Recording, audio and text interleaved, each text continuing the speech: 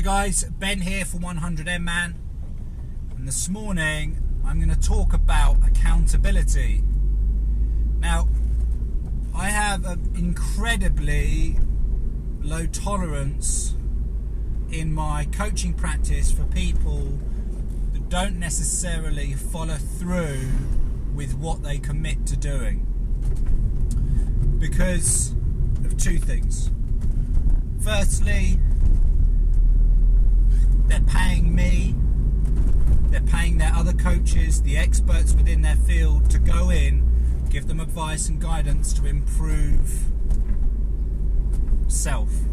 Doesn't matter what that will be, whether they're a driver, whether they are a boxer, whether they are an MMA fighter, or even a triathlete. It doesn't matter. They're investing time, effort and money in another, and the other is investing their knowledge, skill and understanding. There's an element of mutual commitment. I'm going to commit to giving you the best advice possible, to digging deep within your psychology to bring out the best in you as an individual, as an athlete. Then I expect the same amount of respect and commitment back. I don't think I'm asking too much. This being said, and I'll come on to point 2 in a minute.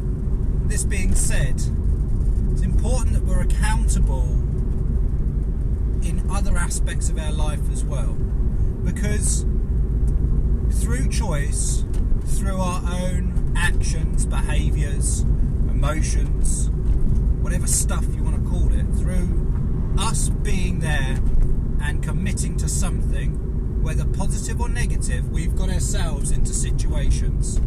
Now, I've got myself into some situations in the past that haven't been productive, in actual fact been completely counterproductive to my aspirations in life, my own journey, my own legacy statement, perhaps even that of some of the clients I've been working with at the time. I got myself in a situation that wasn't good, in a nutshell. But from that place, I took an awful lot of learning, and as a result evolved into being something better. Now, because I got myself in that place, it was my responsibility to get myself out. And I was having a conversation with someone on social media not so long ago, where they said they bought a product, not from me, from someone else, and it hadn't worked, and they'd come to me or my coaching practice and said, before investing X amount of pounds, can you guarantee me that things are going to change? Well, firstly, I can only guarantee that I'm going to do my best. That's it. That's all I can do. Can't do any more. And then I started to question whether they could guarantee me that they were going to follow through with everything that I said, whether the recommendations that I would make and whether the questions that I asked were going to be answered truthfully. Now, after umming and ahhing, which is a clear sign that they weren't ready to commit, they said, no, can't you just make me change? Well, changing the mind and the mindset is one thing, but it does require an element of action on that individual's behalf. If I go to someone and say, here we go, here's a hypnosis or meditation weight loss program, go listen to it, it's only a small percentage of the overall factor. If you're still consuming cake, sugary drinks, not exercising, then please do not expect yourself to change. All of these tools are supportive elements to a much larger picture. Reading one book, listening to one audio book will not change things if your whole infrastructure is not set up to support that mindset. Simple. Exactly the same as if an athlete was to come to me and say, Ben, I want to compete in the Olympics. The first question I would ask is, who is your coach? Who is your nutritionist? And where is the foundation? The mindset is a small percentage. Arguably, in my world, one of the most fundamental and the one that most people miss out on, but still a large percentage of the overall success. Accountability is massive, it's key. It's key in all aspects of life. If you've got yourself into that situation, then you need to get yourself out of that situation. It is as simple as that. The second thing is ultimately to take action. I mentioned it very briefly in what I've just said, but it's very easy to sit back and go, tomorrow I'll wait for the planets to be perfectly aligned. I'll wait for my next paycheck to come in before I'm going to commit to something that's going to change or improve myself. I've been there. I had a real stumbling block myself with paying for advertising in the early days of my business. When in one of my businesses I got so much free coverage through PR, positive PR, because of the strength of the product. I found it really difficult to invest in advertising with no immediate return. To me, that didn't make any sense. Having built a couple of businesses based on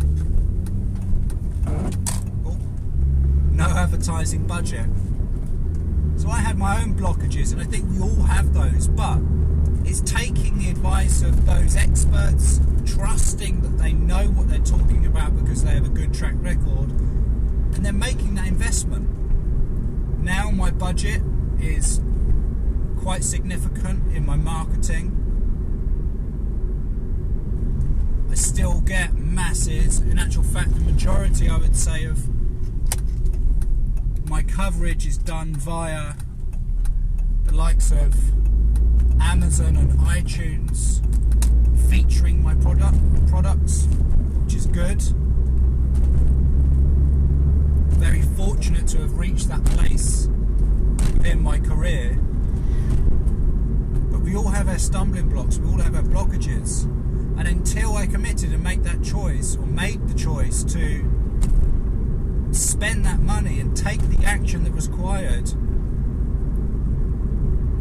after I made that commitment, I saw things change, radically change for the better. So I'm talking about accountability because it has several different elements. One, truth and honesty. Why do you want to be accountable? Are you prepared ultimately to be accountable? Are you going to follow the advice despite the outlay?